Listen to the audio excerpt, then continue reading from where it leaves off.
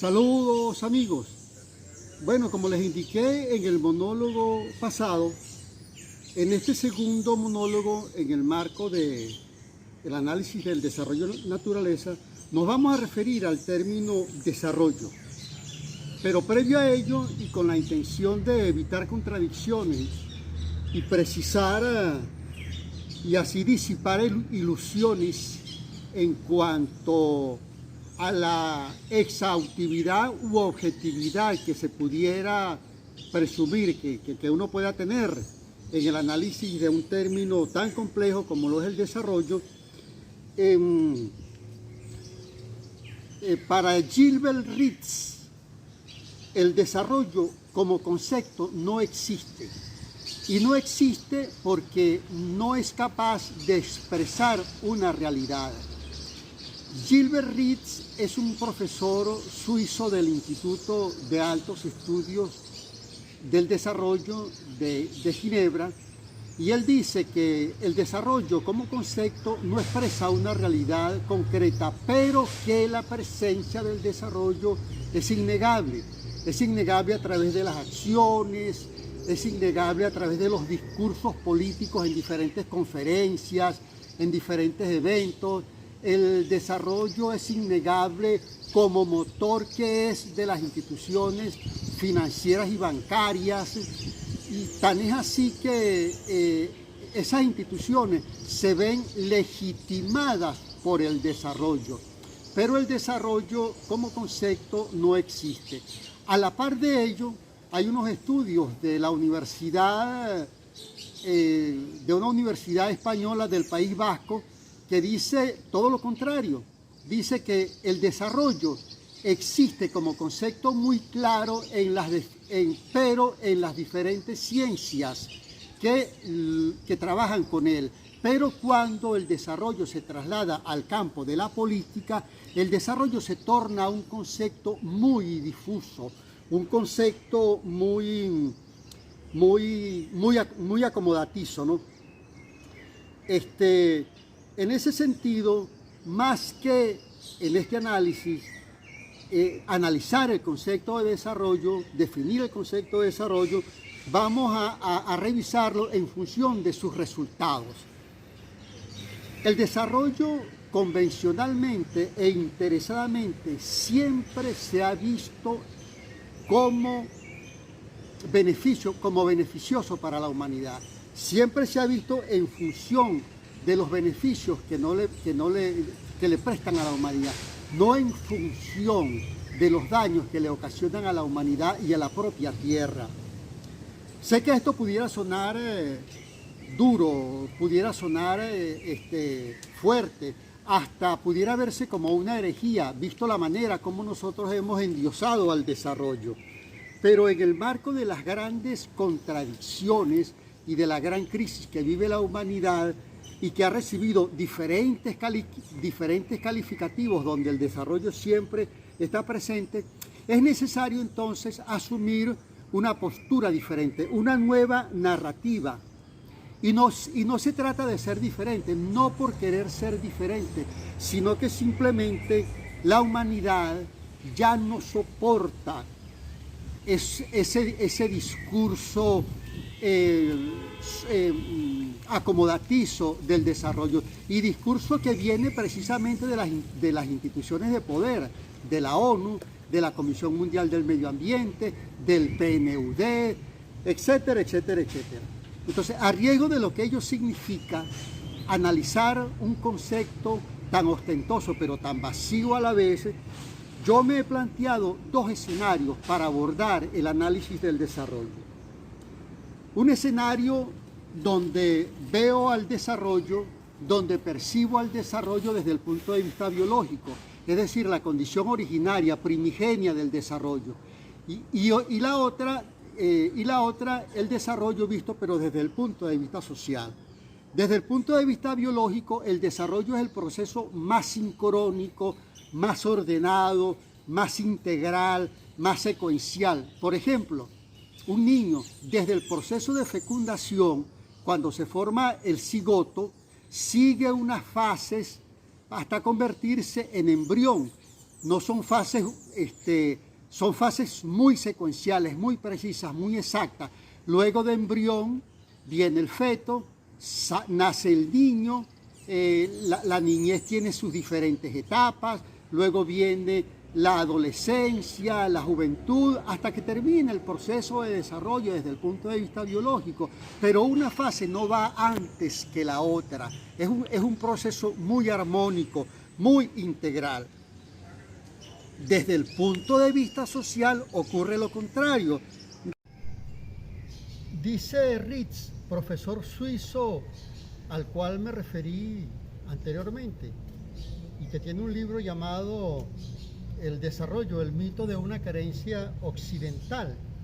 Él dice que este proceso biológico, que es inmutable, que es invariable, que es un proceso muy ordenado, las ciencias sociales lo han tomado y han tratado de adecuar ese proceso biológico a los procesos sociales.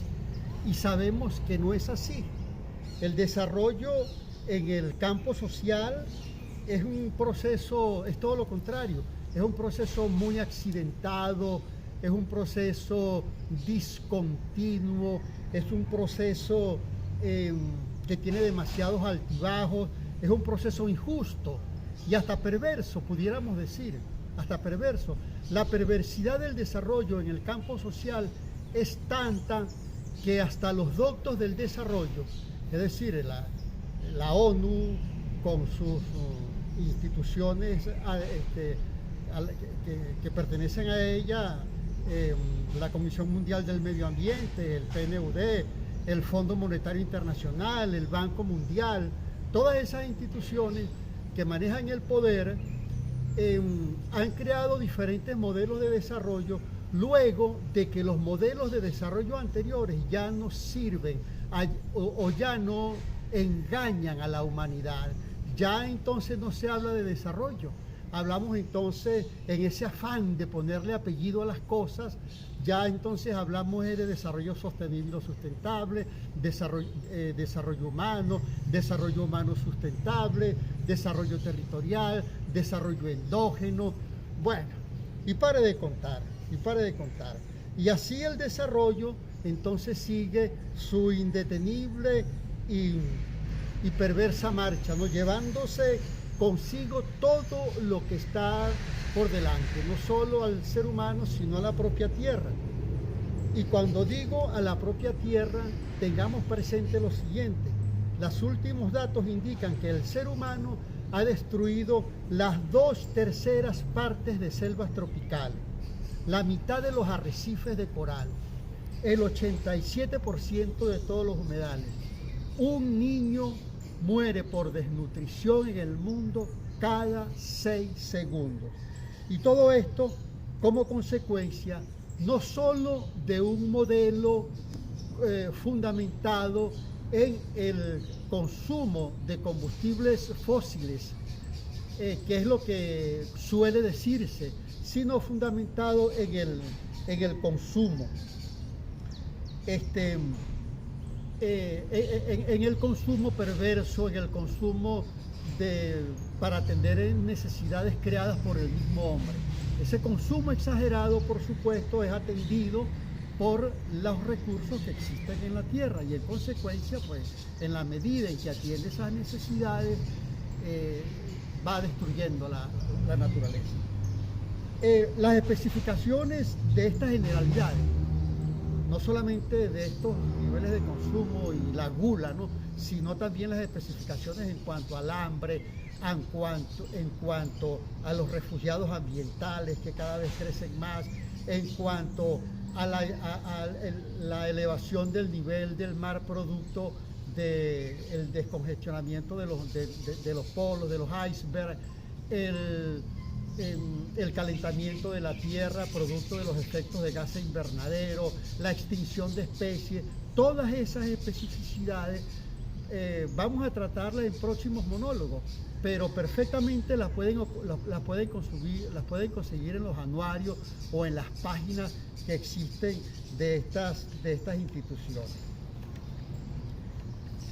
Es en esos términos entonces, amigos, que debemos concebir el desarrollo. Y no en los términos que en 1949 nos ofreció o nos presentó Harry Truman cuando asumía la presidencia de los Estados Unidos por segunda vez.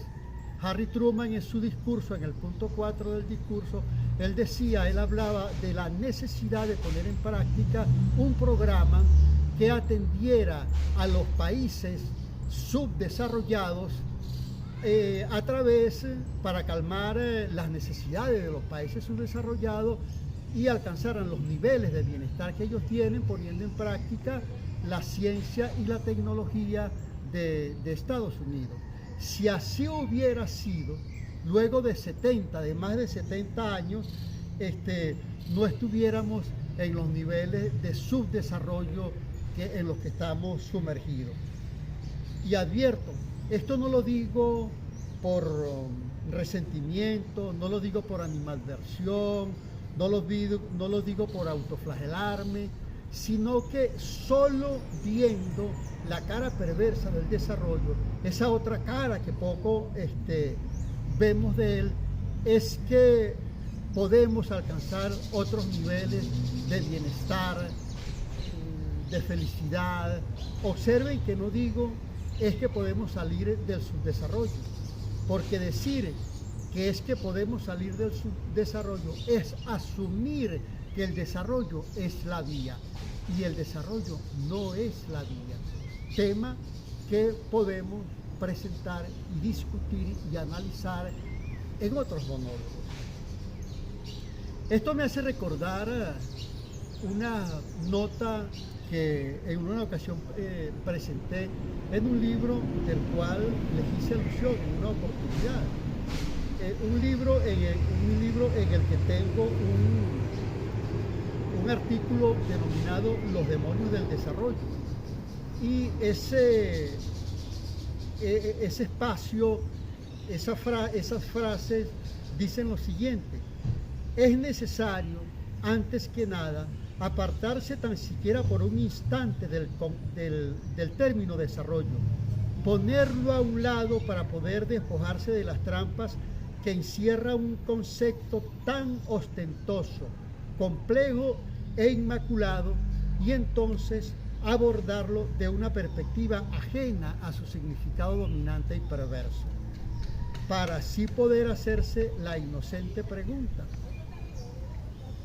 ¿es necesario el desarrollo en esos términos en que los hemos admitido? Fortalezco este planteamiento del desarrollo con el círculo dominante del desarrollo. Dice lo siguiente: el discurso dominante del desarrollo le permite presentarse como lo más deseable, lo más digno de alcanzar, aún perdamos nuestra dignidad. Es así como se completa el círculo de la dominación. El dominado se acepta como tal, necesita ser subdesarrollado. Resumo este enfoque cuestionador del desarrollo en ese artículo, Los demonios del desarrollo, de la siguiente manera: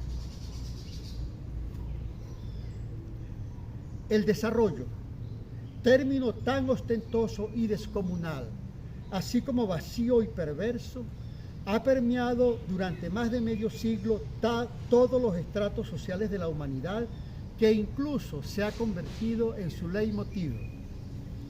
No desarrollarse es la afrenta más grande de un individuo o de una sociedad. No desarrollarse es contravenir aquellos paradigmas de la modernidad que le ofrecieron al mundo liberarlo de la miseria y desigualdades donde se encuentra inmerso. No desarrollarse raya en la bajeza de quienes, teniendo cómo hacerlo, no lo han podido alcanzar. En esta última afirmación se esconde una de las trampas más perversas del desarrollo. Los desarrollados, entre comillas, no solo han alcanzado sus niveles de bienestar y opulencia a costa de las privaciones y penurias de los no desarrollados, entre comillas también, sino que de paso, luego de sumergirlos en las consecuentes privaciones que no le permiten desarrollarse, afirma que no lo han conseguido a pesar de haberlo podido hacer. y que entonces ellos, como benefactores de la humanidad, le ofrecen ayudarlos a desarrollarse. Y así el malévolo y perverso curso del desarrollo continúa su inexorable marcha y recorrido, llevando todo consigo a su paso, incluso, y quién sabe por qué desatinos de la existencia, hasta ellos mismos. Seguro estoy que este planteamiento cuestionador, insurgente, crítico, revulsivo del desarrollo va a despertar muchas inquietudes, muchas interrogantes, y lo menos que puede ocurrir es que los defensores del desarrollo, los amantes del desarrollo, los prisioneros del desarrollo salgan en su defensa con diferentes argumentaciones. Tema entonces que dejaremos para el próximo monólogo, donde presentaremos a los amantes del desarrollo con sus argumentos y presentaremos también una serie de pronunciamientos, de frases, de pensamientos de muchas personas muy calificadas en el mundo y que, al igual que este planteamiento, asumen el desarrollo desde esa perspectiva crítica, cuestionadora. Muchas gracias por haberme escuchado. Hasta luego.